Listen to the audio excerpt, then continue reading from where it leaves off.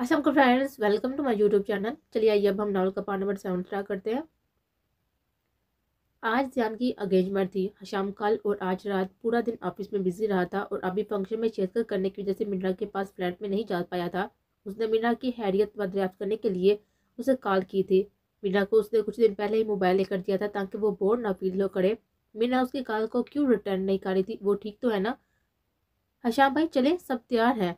और जयाम भाई के घर के लिए निकलने लग गया। रिक्शा जल्दी जल्दी हशाम को आकब बताती वापस मुड़ गए थे। मामा आप लोग चले, मुझे एक बहुत ही अर्जेंट काम है, मैं आधे घंटे तक वहां पहुंच जाऊंगा। हशाम को अब मीना की वो बहुत ज्यादा फिक्र होने लगी थी, इसलिए वो जल्द अज जल्द उस तक पहुंच जाना चाहता था। हशाम रैश ड्राइविंग करके मीना के पास फ्लैट में पहुंचा था। दस्तक देखकर वो जैसे अंदर दाखिल हुआ, सामने ही वो मोहतरमा कम्बल ओढ़कर बेड पर लेटी हुई टीवी देखने में मसरूफ थी। मोबाइल बेचारा सेट पर टेबल पर पड़ा हुआ था। हशाम को इस तरह अचानक अंदाजा देखकर मीना जल्दी से कमल में से टांगे पीछे करती हुई सीधी हुई थी। मैं शाम से मसलसल कॉल कर रहा हूँ, मेरी कॉल अटेंड क्यों नहीं कर रही थी तुम? हशाम ने सीढ़ी पर बाजू बांध कर उसके पास आते हुए उसे कड़े तेवरों से घूरा। क्योंकि मेरा मूड नहीं था आपसे बात करने का। बिड्डा बिड्डा झूठ बोले, अपने मन की बात उसे बोल के थे। क्यों मूड नहीं था? वजह जान सकता हूँ मैं? हशाम जिसने आज तक हर इंसान से अपने डरे ही उठवाए थे, ऐसे उससे ये छोटी सी लड़की अपने आगे बेबस करे थे। मैं यहाँ पर बंद रह रहकर तंग आ चुकी हूँ, मुझे नहीं रहना इस कैद में, बाहर निकला है यहाँ से। बिन्ना मुंह फैलाए हुए हशाम के सामने आ खड़ी हुई थी, मगर उसकी गहरी नजरों से देखने पर फौरन नजर झुका गए थे। ओके तैयार हो जाओ, तो मैं कहीं लेकर चलता हूँ आज। हशाम के पापा बिन्ना ने खुश होते उसकी जानब देखा। सच्ची? मगर कहाँ चलेंगे हम? बिन्ना बहुत ज्यादा एक्साइटेड हो रही थी। मेरी फैमिली में एक फंक्शन है वहाँ। हशाम की पापा बिन्ना जल्दी से तैयार होने के लिए पड़ी थी, मगर फिर कुछ सोचते हुए हशाम की जानब पलटी। लेकिन मुझे वहां आपके साथ आप लेकिन मुझे आप वहां लेकर कैसे जा सकती हैं? आपकी फैमिली वाले क्या कहेंगे? उनको बुरा लगेगा ना किसी अनजान लड़की को आपके साथ देखकर? ये बात सोचकर मिडा की सारी एक्साइटमेंट खत्म हुई थी। मेरी फैमिली वालों को मुझे क्या बोलना है मैं अच्छी तरह जानता हूँ, लेकिन अगर तुम नहीं आना चाहती तो ओके फाइन। अच्छा, मिडा के इनकार पर कांधे झुकाता हुआ वापस जाने के लिए मुड़ा था, जिस पर मिडा उस रूड इंसान की चोरी पूछकर घुड़ कर रह गए थे। ये तो वो उसकी मुश्किल के ख्याल से बोल रही थी, ऊपर से वही उसे एटीट्यूड भी दिखा रहा था। मैंने ये कब कहा मुझे नहीं आना? मैं तो आपके हयाल से बोल रही थी, मिडा होली से बड़बड़ाई थी, क्योंकि वो जानना चाहती थी। एक आइडिया है मेरे पास, मैं वहां जाऊंगी सही, मगर आपके साथ एंटर नहीं होगे। बिना के बार बार हजाम ने गहरी सांस भरते हुए घूरा। यार तुम्हें मेरी बात समझ क्यों नहीं आती? मेरे होते हुए कोई तुम्हें कुछ नहीं कहेगा ना? और मैं अच्छे से जानता हूँ तुम्हें सबके सामने कैसे उतार करवाना है। हजाम के नाम बढ़ने पर बिठा का चेहरा उतर चुका था। आप कभी तो मेरी बात में मान लिया करें, हर बात में आपको अपनी चलानी होती है। हजाम को बिठा की लाजी कुछ हाथ समझ नहीं आ रही थी, लेकिन बिठा को कश पे देकर हजाम मान गया था। ओके ऐसे ही कर लेना, लेकिन सिर्फ 15 मिनट है तुम्हारे पास, जल्दी से तैयार होकर आओ। हशाम उसे ऑर्डर देता हुआ बाहर निकल गया था। हशाम को डाइनिंग रूम में बैठकर उसका इंतजार करते 15 मिनट गुजर गए थे, जब उसे सामने से बिना तैयार होकर बाहर आते हुए दिखाई दिए थे। ब्लैक कलर के लॉन्ग फ्रॉक पहने, जिस पर ब्लैक कलर की एम्ब्रॉयडरी की थी। बिना शब्बास हशाम कुदरती को अच्छा खासा डिस्टर्ब कर गए थे। बिना जो सादगी में भी हशाम के लिए अच्छी खासी मुश्किल पैदा कर देती थी, आज हथियारों से लेस होकर हशाम पर भरपूर अंदाज में क़यामत डाल रहे थे। हशाम ने बहुत मुश्किल से नजरों का जाविया बदला था, लेकिन शायद अब उससे फायदा नहीं था, क्योंकि उसका दिल बुरी से घायल हो चुका था।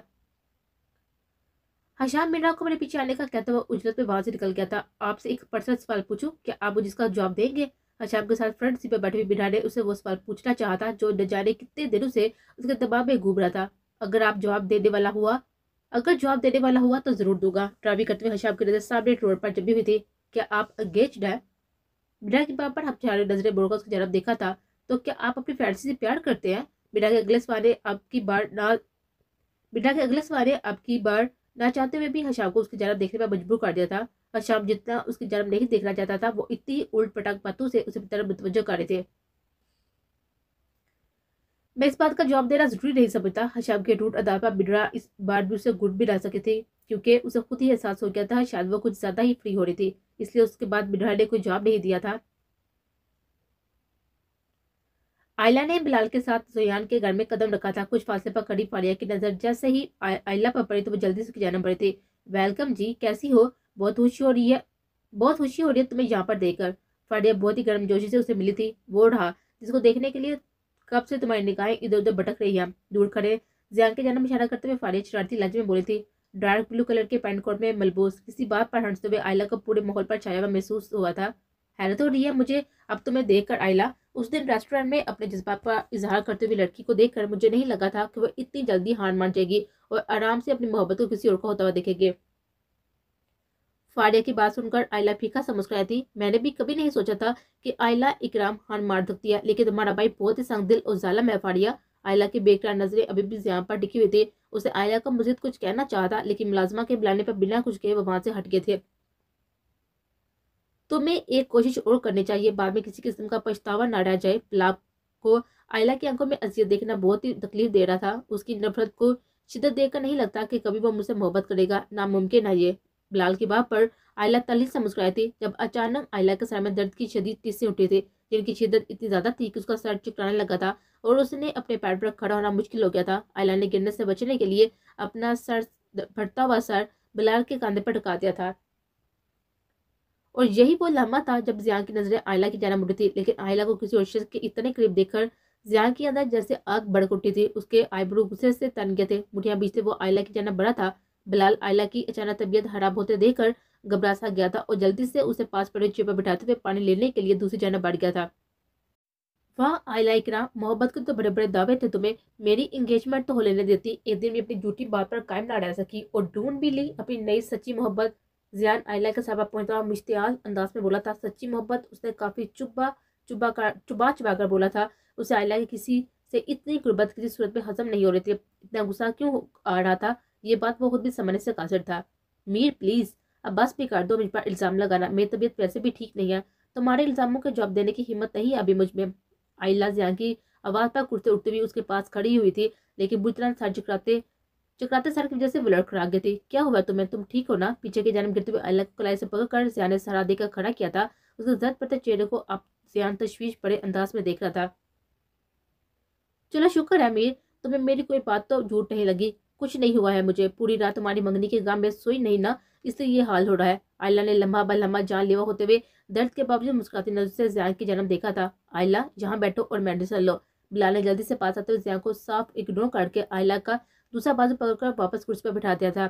जियान को बिलाल के इस तरह आयला को खुद से दूर किए जाने पर बहुत ही गुस्सा आ रहा था। उसका दिल चाह रहा था कि आयला के आसपास मुंडलाती इस लड़के को यहाँ से गायब कर दे, लेकिन बिना कुछ बोले जियान जल्दी से वहां से हट गया था। आयला ने पर्स में से मेडिसिन निकालते हुए एक सूदा नजर खुद से दूर जाते हुए जियान हद पर डाली थी, जिसे वाकई उसके जीने मरने से कोई परवाह नहीं थी। जियान की जन्म देते हुए आयला ये नहीं देख पाई थी कि वो बेध्यानी में अपने डिप्रेशन वाले कैप्सूल खाने के बजाय कभी कभी सुकून हासिल करने की खातिर ली जाने वाली नशा आवर गोली निकल गिर चुकी थी।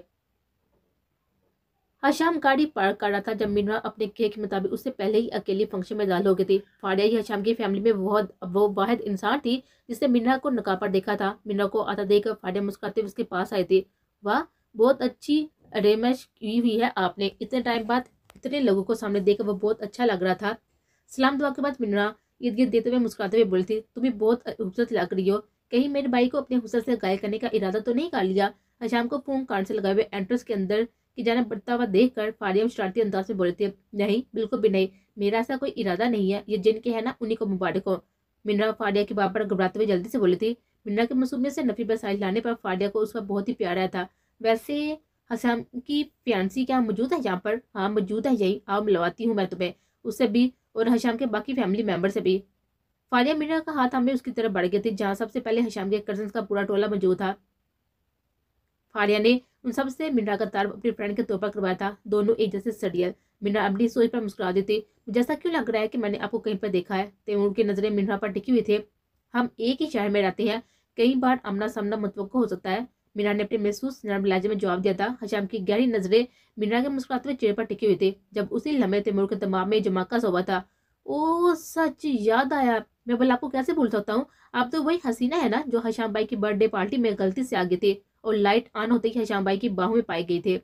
तैमूर के मुंह फट अंदाज पर मिनरा शर्म के मारे पानी पानी हुई थी। तैमूर की बात पर जहाँ बाकी सब लोग उसे घूरने लगे थे, वहीं जियान और फालिया के होठों पर मुस्कुराहट भी बिखर गए थे। शट अप तैमूर, कभी तो सोच समझ कर बोल लिया करो। हशाम मजीद बर्दाश्त न कर पाते सबके सामने तैमूर पर डरा था। हशाम की झिड़क पर फौरन तैमूर को कुछ गलत बोल जाने का एहसास हुआ था। हशाम की इस गुस्सा होने पर फाइका का चेहरा खुल उठा था।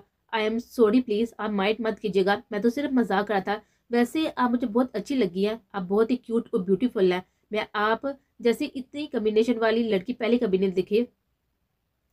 तैमूर अपनी पहले वाली बात को कवर करता हुआ एक बार फिर पटरी से उतर रहा था और एक बार फिर हशाम को तपा गया था। बेशक तैमूर की अटेंशन गर्ल्स नहीं थी, मगर अपने अजीज कजन का इस तरह अपनी बीवी पर लाइन मारने जाना उसकी गैरत को बिल्कुल भी गवारा नहीं था। इट्स ओके भाई, मुझे आपकी बात का बुरा नहीं लगा। उससे पहले कि हशाम फिर उसे डांटता, मीना खुद ही बोल पड़ी थी, जिसके अल्फाज हशाम के होठों पर मुस्कुराहट बिखेर गए थे, जबकि तैमूर का इतनी हसीन लड़की के मुंह से बाई सुनकर चेहरा उतर चुका था। तैमूर, ज्यादा फ्री होने की कोशिश मत करो। तुम्हारी इन्फॉर्मेशन के लिए बता दो कि मिनरा मैरिड है और उसके शोहर मिनरा से बहुत ही मोहब्बत के साथ साथ उसके मामले में बहुत ही ज्यादा पोजेसिव है। फाले जो कब से हमोज खड़ी हुई हशाम के फेस एक्सप्रेशन नोट कर रही थी, लहजे में शरारत समय में हशाम के साथ साथ मिनरा को भी छेड़ते हुए बोले, व्हाट, आप मैरिड हैं क्या? लगता तो नहीं है देखकर। आप बहुत ही नाजुक और मासूम सी है। रिमशा को उसके मैरिड होने का सुनकर बहुत ज्यादा सदमा हुआ था। मीना से अब वहां पर खड़े होकर हशाम की गर्म नजर बर्दाश्त करना बहुत मुश्किल हो रहा था, जिसकी वजह से वो सबसे मदद करते हुए वहां से हटके थे। जिया को किसी और लड़की के साथ खड़ा देखकर आयला का दिल कोयलों पर लौट रहा था। स्टेज पर खड़े थे जिया की नजरें भी आयला पर जमी हुई थी, जो गिर जाने के डर से बुलाकर बाजू थाम कर खड़ी थी। और यही बात दूर खड़े अयान के दूर खड़े जिया की इश्तेहार को बढ़ा रही थी। वो नहीं जानता था कि अचानक उसे क्या हो गया है। जिस लड़की की वजह शक्ल भी नहीं देखना चाहता था, आज वह क्यों मुकम्मल तौर पर उसके हवासों पर सवाई थी। उसे किसी और के साथ देखकर जिया को अपना दिल क्यों जलता हुआ महसूस हो रहा था। जिया न जाने और कितनी देर उसमें खोया रहता, जब तालियों की आवाज पर वो होश की दुनिया में वापस लौटा था। फाड़े उसके बराबर में खड़ी सजे सजाए ताल में थे, रिंग रखे हुए थी और जिया जाहिर तौर पर तो वहां पर मौजूद था, लेकिन इस वक्त उसका दिल उसे दगा देकर दूर खड़ी हुई मीर की दीवानी के पास पहुंच चुका था। हैदर साहब के कहने पर जिया ने रस्म का आगाज किया था। रुक जाओ मीर। अभी उसने रिंग अपने साथ खड़ी लड़की की जानब बढ़ाई थी कि जब आयला की आवाज ने उसका हाथ वहीं पर साकत कर दिया था। आयला, जिसने यहाँ आने से पहले उससे अहद किया था कि वो जिया को कुछ नहीं बोलेगी और ना ही कोई हंगामा खड़े करेगी, अभी भी अपने बाप पर कायम रहती। अगर वो अपने हवासों में होती तो गलत मेडिसिन ले लेने की वजह से आयला के हवास साथ छोड़ चुके थे और अब वो अपने चक्राते साहब को थामती उस जिया की जाने बढ़ी थी। रास्ते में वो एक दो बार लड़खड़ाई भी थी। मिनरा आयला को वहां पर देखकर जल्दी से आगे बढ़ी थी, मगर उससे पहले ही हशाम उसका हाथ पकड़कर रोक चुका था। ये क्या कर रही है यहाँ पर? किसी ने देख लिया तो क्या सोचेंगे? मीना उसकी मजबूत गिर से अपनी क्लाइंट छुड़वाना चाही थी। शायद तुम बोल रही हो बीवी कि तुम मेरी हो। हशाम को बार बार उसकी एक बात की रट बहुत बुरी लगी थी, इसलिए वो गुस्से से उसकी याददहानी करवाते हुए बोला, लेकिन मैं नहीं मानती आपको शोर। वो सिर्फ एक कागजी रिश्ता है जिसकी वजह से कोई अहमियत नहीं है। आप अच्छे से जानते हैं ये बात। आपकी बात मिनरा भी तब के थी। सब लोग स्टेज पर होते हुए ड्रामे की जाना मुतवज्जो थे, उनकी तरफ किसी का ध्यान नहीं था। बहुत बड़ी बातें मत किया करो मीना, मुझे ज्यादा टाइम नहीं लगेगा ये साबित करने के लिए। हशाम ने हल्का सा झटका देते हुए अपने पास किया था, जिस पर मीना का दिल बहुत ही जोर से धड़का था और हशाम के तेवर उसे अच्छा खासा खौफजदा भी कर गए थे। वो इतना तो समझ गई थी कि इस बंदे से जितनी अकड़ से बात करेंगे वो डबल अकड़ दिखाएगा, इसलिए मीना कुछ ढीली पड़ी थी। मैं रिश्तों की बहुत कदर करती हूँ। आप मेरे मौसन है, मैं नहीं चाहती कि मेरी वजह से आपका कोई भी रिश्ता खराब हो और आपकी अपनी फैमिली के साथ मेरी वजह से प्रॉब्लम्स आए। मीना बहुत ही नरमी से कहती हुई हशाम की ढीली पड़ती हुई गिरफ्त से अपना हाथ छुड़ाती हुई उसे बहुत कुछ सोचने में मजबूर कर गई थी, और वो दोनों नहीं जानते थे कि यह सारा मर्तब वहां पर मुझे दो नफूस देख चुके थे। फारिया आयला को एक्शन में आता देखकर अंदर से बहुत ही खुश हुई थी। वो चाहती थी कि आयला जिया को रोक ले, क्योंकि उसके मुताबिक ये छोटा सा हंगामा आगे जाकर 3 जिंदगियां खराब होने से बेहतर था। आयला जिया की आंखों में चाहती स्टेज पर कदम रख चुकी थी कि उसका सर का दर्द लम्हे के साथ साथ बढ़ता जा रहा था, लेकिन इस वक्त दिल का दर्द ज्यादा बड़ा था। मीर प्लीज ऐसा मत करो। बहुत कोशिश के बावजूद भी तुम्हें किसी और का होता हुआ नहीं दे सकती। तुम सिर्फ मेरे हो। मैं किसी को भी तुम्हारे साथ बर्दाश्त नहीं कर सकती। तुम कैसे किसी और को अपना आप सोच सकते हो? तो मेरे दिल और रूह के मालिक हो, तुम मुझ पर इतना जुल्म नहीं कर सकते। आयला जिया के बिल्कुल पास खड़े होते हुए उसका बाजू थामते हुए बोली थी, ये क्या हरकत है आयला, तुम पागल हो गए हो क्या? जाओ यहाँ से। जिया जो पहले ही आयला पर अच्छा हाथ तिपा हुआ था, उसकी इस हरकत पर मस्जिद गुस्से में आते हुए जिया से उसे खुद से दूर झटका था। आयला जिया का दिखा देने पर स्टेज से नीचे जा गिरती अगर फाड़िया पर वक्त उसे थाम न लेती। हाँ जियान हैदर, पागल हो गई हूँ मैं तुम्हारे प्यार में, नहीं होने दूंगी तुम्हें किसी और का, तुम सिर्फ मेरे हो। आयला भी गुस्से से आते हुए फाड़े से अपना आप छुड़वाती हुई जियान की जाने पड़ी थी और इस लड़की के साथ पड़ी हुई रिंग उठाते हुए उसने जियान समेत किसी को भी कुछ समझने का मौका दिया बगैर जियान का हाथ थाम को उसमें पहना दी थी। अपना प्लान कामयाब होता हुआ देखकर फाड़े के होंठों पर मुस्कुराहट बिखर गई थी। तुम सिर्फ मेरे हो मीर। आयला सार की तकलीफ के बावजूद मुस्कुराते हुए बोली थी। उससे पहले कि जियान उसको वापस पेश करता, अंगूठी उतारकर वापस फेंकता, आयला दर्द बर्दाश्त न करते हुए हवास खोती हुई जियान के बाजू में झूल गए थे। आयला क्या हुआ है, प्लीज आंखें खोलो। आयला को बेहोश तवा देखकर मीना के पीछे पीछे बिलाल भी स्टेज पर आ गया था। जियान की भी परेशानी के आलम में आयला का गाल थपथपाया था, लेकिन आयला वैसे ही आंखें मूंदे हुए होश से बेगाना थी। Excuse me please. बिलाल आगे आता हुआ जियान के बाजू से आयला को लेते हुए अपनी बाहों में उठाते वहां से निकल गया था। आयला की नजरें जियान को कुछ जताती हुई लगी थी। जियान को आयला का इस तरह ले जाने वाला जियान को मजीद दबा गया था। जियान, अगर तुम ठीक फील नहीं कर रहे तो जा सकती हो, मैं सब संभाल लूंगी। उसे दूर होते हुए आयला को खामोश नजर देते हुए जियान के कंधे पर हाथ रखते फारिन ने अपनी तरफ मुतवज्जो किया था। उसे आयला के यूं मंगनी रोकने पर खुशी बहुत हुई थी, मगर साथ में जियान की होने वाली फैंसी के लिए बुरा भी लगा था, जो आयला का जियान को रिंग पहनाते देखकर अपने पेरेंट्स के साथ वहां से वॉकआउट कर चुके थे। लेकिन फारिया इस बात पर मुतमिन थी कि जो हुआ आगे जिंदगियां खराब होने से ज्यादा अच्छा था। जियान भी बिना किसी से कोई बात किए वहां से निकल गया था। उसे टेंशन हो रही थी कि आयला को हुआ क्या, जो इस तरह से बेहोश हो गई है। जैन अपने रूम में आते हुए बेचैनी से चक्कर काटते हुए कितनी मरतबा मोबाइल उठाकर हशाम का नंबर मिलाना चाहा था, क्योंकि वो मिन्हा और हशाम को आयला के साथ जाता हुआ दे चुका था। इसी असना जैन का मोबाइल बजा था। स्क्रीन पर हशाम का नंबर जगमगाते देखकर उसे बुरी सोच के आते हुए जैन को बुरी तरह से दरकार चुका था। हशाम भला उसे कॉल क्यों कर रहा था? जैन ने फौरन से पहले कॉल रिसीव की थी। हाँ बोलो, क्या हुआ? सब खैरियत है? ज़ैन ने अपने लहजे पर नॉर्मल रखने की पूरी कोशिश की थी, जिसकी वजह से दूसरी जानब से हशाम का क्या गुजरा था। तुमने अपनी हंसी सुनाने के लिए कॉल किया मुझे? नहीं, ये बताने के लिए कि आयला इकराम बिल्कुल ठीक है और मीर ज़ैन हैदर को उसकी फिक्र में हल्कान होने की जरूरत नहीं है। मैं क्यों फिक्रमंद होने लगा भला उस लड़की के लिए? कुछ भी फजूल बोल रहे हो। ज़ैन जो पहले ही अपनी आयला के लिए बलतू फीलिंग पर अच्छा सा चिड़ा बैठा था। मेरे भाई, तुम भी अच्छे से जानते हो कि ये बात किस तरह से फजूल है। मेरी मानो तो आराम से बैठकर इस बात सब पर गौर फिक्र करो, और जहां तक मैं जानता हूँ तो अपनी फीलिंग्स के बारे में काफी हद तक बाहुबर हो चुके हो। तो बेजा की अकर मत दिखाओ, वो लड़की बहुत मोहब्बत करती है तुमसे, और वैसे भी अगर तुम ना भी समझे तो मुझे पूरा यकीन है कि जिस तरह वो लड़की जबरदस्ती तुमसे मंगनी कर चुकी है, जल्दी शादी भी कर लेगी। उसे अच्छे से समझाकर आड़ी बात शरारती लहजे में कहते हुए हशाम का एक जानदार कहका बरामद हुआ था, जिस पर जैन ने फौरन ही फोन ऑफ कर देता। जैन की नजर अपने हवे पहने हुए रिंग पर पड़े थे। जैन ने फोन सर पर फेंकते हुए उसे उंगली से निकालना चाहता, मगर आधे में आकर वो रुक गया था। आयला की सच्ची मोहब्बत जैन हैदर के पत्थर दिल पर अपना जादू चला चुके थे। काफी देर इसी पोजीशन में बैठे रहने के बाद हार मानते हुए ज़िया ने रिम को अपनी उंगली में ही रहने दिया था। शायद दिलो दिमाग की जंग में दिल की जीत होने वाले थे। मीना और हशाम दोनों का ही कल रात होने वाली जिद पर मूड ऑफ था। हशाम कल रात से बहुत ही लेट हो जाने की वजह से घर नहीं जा सका था और वही फ्लैट पर रुक गया था। सुबह 9 बजे के करीब उसकी आंख खुली थी। हशाम के रूम से खटपट की आवाजें सुनकर मीना समझ चुकी थी कि वो जाग गया, इसलिए उसके बाहर निकलने से पहले ही मीना अच्छी बीवियों की तरह उसका नाश्ता डाइनिंग टेबल पर लगा चुके थे। आधा घंटे ऊपर से टाइम हो चुका था उसे नाश्ता लगाया, लेकिन हशाम को कमरे से बाहर ना निकलता देखा मीना को भी खुद ही आगे बढ़ना पड़ा था। आपका नाश्ता ठंडा हो रहा है, आगे कर ले। मीना बिना अंदर जाके आधे खुले दरवाजे पर दस्तक देती हुई पलटी थी। मुझे नहीं करना नाश्ता। अशाम के सीधा इनकार कर देने पर मीना को बहुत ही बुरा लगा था। अशाम की एक मीटिंग थी, उसे वहां पर जल्दी पहुंचना था, इसलिए उचित में शर्ट का बटन खींचने की वजह से शर्ट से जुदा होता हुआ हशाम को एक और कोफत में मुतला गया था। उसे ये बटन वगैरह लगाने की अली बेबी नहीं पता थे। मे आई हेल्प यू? हशाम की उलझन समझते हुए मीना ने अपनी खिदमत पेश करनी चाहिए थी। इसके जवाब में हशाम का हरा मुंह देते हुए उसे साफ इनकार ही नजर आ रहा था। प्लीज। टाइम कम होने की वजह से हशाम ने अपनी सारी हफ्की को एक साथ पर रखते हुए हाँ में जवाब दिया था। अब मुझे शर्ट दे दे। हशाम को वैसे ही शर्ट पहनने खड़ा देखकर मीना को लाचार बोलना पड़ा था। मेरे पास इतना टाइम नहीं है, यही से करो। हशाम अपना चौड़ा सीना लिए उसके सामने आ खड़ा होता। आगे के बटन खुले देखकर मीना सुर हुई थी। हशाम उसे सताने और रात की बात पर गुस्सा निकालने के लिए शौक नजर से गुर्दा पजल कर रहा था।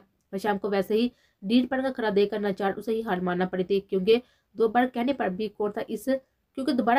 कौन था इस सडियर पुलिस वाले ने उसकी बात मानी थी। मीरा ने कपकपाते हाथों से उसके शर्ट सीने से पकड़ी थी और हशाम से अच्छा खासा दूर होने की वजह से उसे मुश्किल पेश आ रही थी। वो हशाम के ज्यादा करीब खड़ी होकर अपनी जोर पकड़ती धड़कनों को मजीद बेकाबू नहीं देखना चाहती थी, और हशाम ने स्पॉट नजर से एक पल के लिए उसे देखकर बाजू थाम कर उसे अपने करीब खड़ा किया था, क्योंकि जिस तरह वो मीलों के फासले पर खड़ी थी उसका बटन लगाने की कोशिश कर रही थी, शाम यही हो जानी थी। हशाम के एकदम करीब करने पर मिनरा की सुरही में इजाफा होता। उसकी गर्म सांसों की तपश पर मिनरा के माथे पर पसीने की बूंदें उबड़ रही थी। उसे खुद पर भी गुस्सा आ रहा था कि उसे यहाँ आना ही नहीं चाहिए था, और अगर आ भी गई तो मदद की ऑफर करने की क्या जरूरत है। अपने सीने पर उसके हाथों की वाज़ा कपकपाहट महसूस करते हुए हशाम के होंठों पर मुस्कुराहट बिखरी थी। इतना घबरा क्यों रही हो? हशाम के झुककर गंभीर सरकोशी करने पर मिनरा की स्पीड से चलती हुई धड़कनें मुंतशिर हुई थी। मैं भला क्यों घबराऊंगी? आप प्लीज हल्ले मत, वरना आपको लग जाएगी। मीना के लहजे की कपकपाहट भी नुमाया थी। हशाम के इतने करीब खड़े होना, उसकी पुरशोक निगाहों बर्दाश्त करना मीना के लिए क़यामत हेस लम्हा था। उस बालू के आगे को कई लिटे बार बार उसके चेहरे पर आ जाती थी, जिन्हें हटाती वो अच्छी हाथी कोवत का शिकार होती। उसकी मुश्किल को देखते हुए हशाम ने हाथ आगे बढ़ाकर चेहरे पर से बाल हटाते हुए पीछे आगे पकड़ लिए थे। हशाम का लम्स अपने नुकसानों पर महसूस करते मिर्ना की आधी जान हवा हुई थी और इसी घबराहट में हाथ में पकड़े गए सुई सीधा हशाम के सीने पर जाकर लगे थे और जिस पर ची हशाम के बजाय मिर्ना की निकल गई थी। जहाँ सुई चुभी थी वहाँ खून की भी छोटी छोटी बूंदें निकल आई थी। आपको बहुत जोर से लगी है ना, बहुत दर्द हो रहा होगा ना। आई एम सॉरी, मैंने जानबूझकर नहीं किया। मीना की आंखों में नमी वाज़ह थी। वो किसी को तकलीफ देने के बारे में सोच भी नहीं सकती थी और हशाम कुरैशी को वैसे भी उसके लिए बहुत ही ज़्यादा अहमियत इख्तियार कर चुका था। इसलिए अपनी तरफ से उसको दी जाने वाली तकलीफ पर आंखों में आई नमी को बेख्तियारी में मीना ने उसके जाम वाली जगह पर ही हाथ से छुआ था। हशाम जहाँ मुझसे खड़ा उसके साथ नोट करा था अपने सीने पर उसके नरम हाथों का लम्स महसूस करते हशाम का दिल दिमाग पर एक सरूर सा छा गया था। उससे अच्छा मरहम उसके मुताबिक शायद ही कोई और नहीं हो सकता था। हशाम की आंखों के बदलते हुए रंग देखकर एकदम होश में आते मिनरा ने अपना हाथ वापस खींच लिया था। वो बटन लगा चुकी थी। हशाम की नजरों की ताप ना लाते हुए मिनरा वहां से निकलने के लिए मुड़ी थी, मगर उसके एक कदम ही बढ़ाने से पहले ही हशाम उसके कमर में बाजू हमाल करता हुआ झटके में उसका रूह अपनी तरफ मोड़ चुका था। हशाम की हरकत पर मिना की सांसें अथल पथल हो रही थी, लेकिन उस नाजुक जाम पर क़यामत उस वक्त टूटी थी जब हशाम ने उसके माथे पर अपने दहते हुए होंठ रख दिए थे। थैंक्स जो कर उसके कान में सरगोशी करते हुए हशाम वहां से निकल गया था। उसके जाते ही मिना दिल पर हाथ रखते हुए हशाम के बेड पर गिरने के अंदाज में बैठ गए थे। उसका दिल इतनी शिद्दत से धड़क रहा था कि ऐसा लग रहा था कि अभी पसीना तोड़कर बाहर आ जाएगा। नहीं, ऐसा नहीं होना चाहिए। ये सब जो भी हो रहा है गलत है। मिना दिल में उठते महकते जज्बात की नफी करते हुए फिक्रमंदी से बोली थी, इस रिश्ते का कोई भी मुस्तकबिल नहीं है और एसपी हशाम गुद्देदी किसी का भी किसी और का तो है था और इस तरह उसे किसी से छीन नहीं सकते थे। आयला सुबह 11 बजे बेदार हुई थी, अपने पूरे हवासों में लौटी थी, मगर जैसे ही आगे से बिलाल ने उसे कल रात का उसका कारनामा सुनाया तो आयला का दिल चाहा था अपना सर पीट ले। उफ मेरे खुदाया, ये मैंने क्या कर दिया। मेरे को कितना गुस्सा आ रहा होगा ना। उसे तो मुझ पर से मजीद नफरत हो गई होगी ना, और मेरे को सबके सामने कितनी इंसल्ट फील हो गई होगी ना। वो ठीक कहता है, मैं वाकई बहुत ही पागल हूँ। आयला अपना सर पकड़कर बैठते हुए खुद को कोसने लगी थी, जबकि बिलाल हैरत से उसको देख रहा था। आखिरकार आयला इकराम जैसी लड़की को भी उसकी मोहब्बत ने बदल डाला था। जो लड़की अपने उठाए इकदाम चाहे वो होश में हो या होश से बेगाना, उन पर पछताना तो दूर वापस उनके बारे में सोचती भी नहीं थी। आज वो बैठ कर अपने दिल के कहेगी हरकत पर अपने दिल के कहने पर की गई हरकत पर खुद को कोस रही थी। ये क़यामत की निशानी में से एक है। बिलाल ने हटते हुए उसको मजाक उड़ाया था। Just shut up and get lost. मेरा पहले ही दिमाग घुमा है, मजीद घुमाने की कोशिश मत करो। आयला अपना गुस्सा बिलाल पर निकालते हुए चीखते हुए बोली थी, जिस पर बगैर पूरा मनाए बिलाल उसकी दूर से ही नजर उतारकर फ्लैंक किस देता हुआ उसे मजीद तपाता हुआ वहां से जल्दी से निकल गया था। ये मैंने क्या कर दिया। मेरे दिल में मेरे लिए जरा सी मोहब्बत तो जाग नहीं पाई, बल्कि हर बार अपने लिए उसकी नफरत को ही बढ़ाने वाला काम किया है। क्या अब करूं, माफी मांगने जाऊं उसे, मगर मेरी शक्ल देखकर मीर को फिर गुस्सा आ जाएगा। आई लव ने बातों पर ही तली से मुस्कुराती हुई आंखों में नमी लिए हुए उठ खड़ी थी। अगले 15 मिनटों में तैयार होती हुई वो अपने रूम से निकल आए थे। जियान का जो कुछ भी हुआ था वो बहुत ही गलत था, मगर जो कुछ भी था गुजर चुका है। फाड़िया और सलमान भाई साहब लोगों को ने मेरे साथ मिलकर वो सारा मामला बहुत अच्छे से निपटा दिया है और फाड़िया ने मुझे इस लड़की के हवाले से सब कुछ बता दिया है। इस लड़की को कल रात देखकर जहाँ तक मैं समझ पाया हूँ वो लड़की बुरी नहीं है। बाबा आई एम सॉरी, कल रात जो कुछ भी हुआ उन सब में बहुत ही शर्मिंदा हूँ, लेकिन मैं ये समझ नहीं पा रहा आप क्या कहना चाहते हैं। बाबा मेरे मुताबिक मैंने उस लड़की को कुछ डिसरिस्पेक्ट कभी नहीं किया, लेकिन फिर भी आपको बुरा लगा हो तो आई एम सॉरी। तो फिर क्या ख्याल है तुम्हारी इस लड़की के बारे में। वही जो पहले दिन से था। जियान की अक्कड़ और जिद अभी भी कायम थी। उसकी वजह से आयला को किसी और लड़की के करीब खड़े होने का गुस्सा था, जिसके लिए उसका दिल में मौजूद मुंह और जज्बों के आगे तो वो रात को ही हार मान चुका था, मगर गुस्सा अभी भी बाकी था। ओके बाबा, मुझे ऑफिस में बहुत ही जरूरी काम है, मैं निकलता हूँ। जियान हैदर साहब को मजीद कुछ बोलने का मौका दिए बगैर बात खत्म करता वहां से उठ गया था। जियान हैदर, वाकई आयला ठीक कहती है, तुम एक बहुत ही संगदिल जालिम इंसान हो। इंसान को पत्थर दिल भी नहीं होना चाहिए। जियान के पीछे तेज कदम से भागती हुई फाड़िया जल्दी से गाड़ी का दरवाजा खोलकर उसके साथ आ बैठी थी और बिना लिहाज किए हुए तरह कर बोली थी, फाड़िया मैं कब से ये सब कुछ मुश्किल से बर्दाश्त कर रहा हूँ। तुम पर बिल्कुल भी गुस्सा नहीं करना चाहता, लेकिन तुम मुझे इसके लिए मजबूर कर रही हो। तुम अब भी उस लड़की की वकालत कर रही हो। तुमने कल देखा नहीं कैसे वो मुझे दिखाने के लिए एक लड़की को अपने साथ ले आई थी और कैसे चिपक रही थी उसके साथ। मैं वो सब देखने के बाद भी कैसे यकीन कर लूं कि वो मुझसे सच्ची मोहब्बत करती है। उसकी बात सुनते ही फाड़िया कुछ पाल तो हैरत की जन्म देती लेकिन अगले ही पल एक जबरदस्त मुस्कुराहट ने उसका लबों का अहाता किया था। एक मिनट, ये मेरे गुनाहगार कान क्या सुन रहे हैं। मीर जैन हैदर को आयला इकराम का किसी और के करीब जाना बहुत ही नागवार गुजरने के साथ साथ बहुत अच्छी हंसी जालसी भी मुतला कर गया है। तुमने ये बात मुझे पहले क्यों नहीं बताई। जियान वो बहुत ही प्यारी लड़की है, दीवानी है तुम्हारी। मैं नहीं जानती कि उसके इतने बिगड़ने की वजह क्या है, मगर जिस तरह बात करते हुए उसकी आंखों में अजियत नजर आती है ना, वो देखकर साफ लगता है कि जरूर आयला की पिछली लाइफ बहुत ही मुश्किल गुजरी है। वो मोहब्बत की तरसी हुई लड़की तुमसे सिर्फ मोहब्बत चाहती है, बहुत नफरत सह चुकी है वो तुम्हारी, अब अपनी मोहब्बत उसकी झोली में बांट दो। एक मिनट ज़ियान, इस स्टोर के सामने गाड़ी रोकना, मुझे कुछ लेना है यहाँ से। फड़े के कहने पर ज़ियान ने गाड़ी सड़क पर पार कर दी थी। उसकी भी कॉल आ रही थी, इसलिए हेडफोन लगाते वो भी गाड़ी से निकल आया था। आयला स्लो ड्राइविंग करते हुए अपने ख्याल में गुम थी। उससे फैसला नहीं हो पा रहा था कि ज़ियान से चोरी करने जाए कल वाले हंगामे के लिए या नहीं। एक हफ्ते बाद आयला की तुर्की की फ्लैट थी। वो जहाँ से बहुत दूर जाना चाहती थी, ऐसी जगह जहाँ उसके अमीर की जानलेवा याद उसके साथ ना हो। इसलिए दिल एक नजर आयला मई को देखने की जिद कर रहा था। अपने ख्याल में खोए हुए अचानक आयला की नजर महाल पर ऊपर पड़ी थी, लेकिन सामने का मर्डर देखकर आयला को अपने जिस्म से रूह निकलती हुई महसूस हुई थी। दूसरी जानब रूह के मोबाइल पर मसरूफ था। रोड पर उसका बिल्कुल भी ध्यान नहीं था। जहाँ से गाड़ी बेकाबू होकर इधर उधर जुड़ते हुए जियान की जानब ही बढ़ रहे थे। आयला एक सेकंड भी देर किए बगैर गाड़ी से निकल दीवानी की तरह जियान को पुकारती उसकी तरफ भागी थी। इसलिए मैं फारिया भी स्टोर से बाहर निकला थी। आयला को वहां भाग कर आता देखकर फारिया हैरान हुई थी, लेकिन दूसरी तरफ नजर पड़ते उसके हाथ से शापर छू कर नीचे गिरे थे। जियान काले मसरूफ था। आयला की आवाजें सुन नहीं पा रहा था। जब उसके करीब आती हुई पुकार पर कुछ महसूस करते हुए मुड़ा था, लेकिन जियान कुछ भी सोचे समझ से पहले आयला उसे बड़ी दिक्कत धकेल गई थी। आयला खुद भी वहां से हटना चाह रहा था, मगर देर हो चुकी थी। गाड़ी आयला से टकराते हुए दूर जाकर उछल चुकी थी। आयला जैन की आवाज में आयला की तरफ थी, बेकरारी थी, एक किसी पुकार को सुनने की प्यासी वो होशो हद से बेगाना हो चुके थे।